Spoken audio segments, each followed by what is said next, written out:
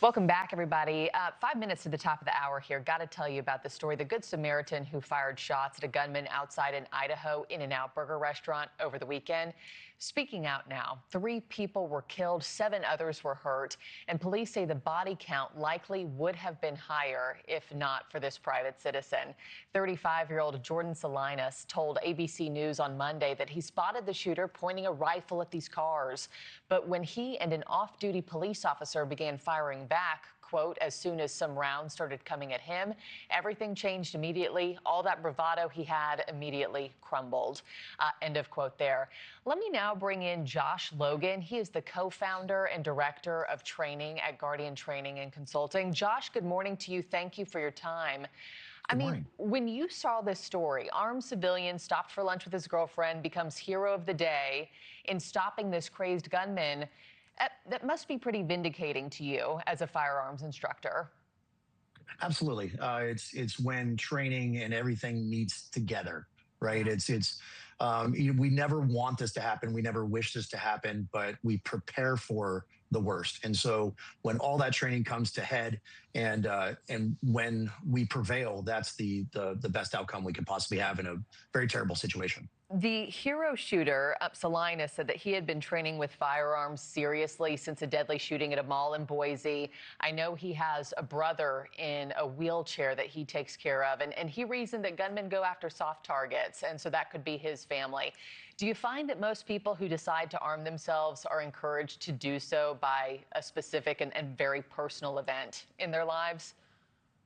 Absolutely. It's usually reactionary in nature. So a lot of clients come to us, particularly in the civilian sector, because of some type of trauma they've had in their life, whether that's in this case, they see something on the news or they've actually been attacked themselves or a family member's been attacked and they feel vulnerable. And so, yeah, they come to us without a plan.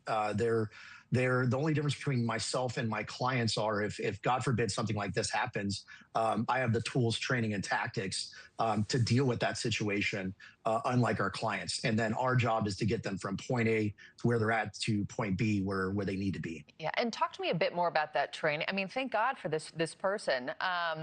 He had said that his impulse to confront the attacker, he called it automatic and mechanical, and that in his training he learned to be guided by 4 quick steps, and those are observe, orient, decide, and act. How much training does it take to get to that point, Josh?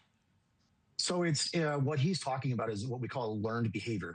It's not what we see responders in this case that it looks innate. It's not. It's actually a learned behavior.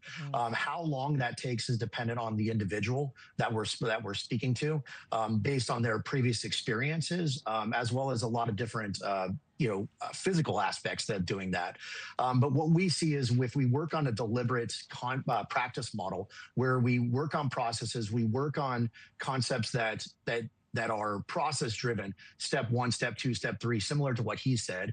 And what he's talking about is the OODA Loop, or Colonel Boyd's book on that, and observing the threat, orienting yourself not just by physical manifestation, but actually saying, okay, let me see it from the threat's perspective, deciding on what course of action to take, and then acting upon it with 100% intensity. Yeah, because we're talking about life or death in this circumstance. And it's night and day difference, being in training, being in simulations for something like this, and then being confronted with a real world, dangerous and deadly scenario. Before I let you go, Josh, what's your message for anybody watching this at home this morning? They've been interested in training. They see a story like this and think, gosh, I wouldn't even prepare to protect myself or my loved ones. What's the first step? Where do we go?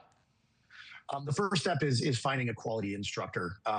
We have a lot of instructors out there. There's nothing wrong with that. Our company does a lot of instructor development, helping other instructors, but a quality instructor, and then just doing it. That's the biggest thing is if you're fearful or intimidated coming into this industry, just do it and find a quality instructor.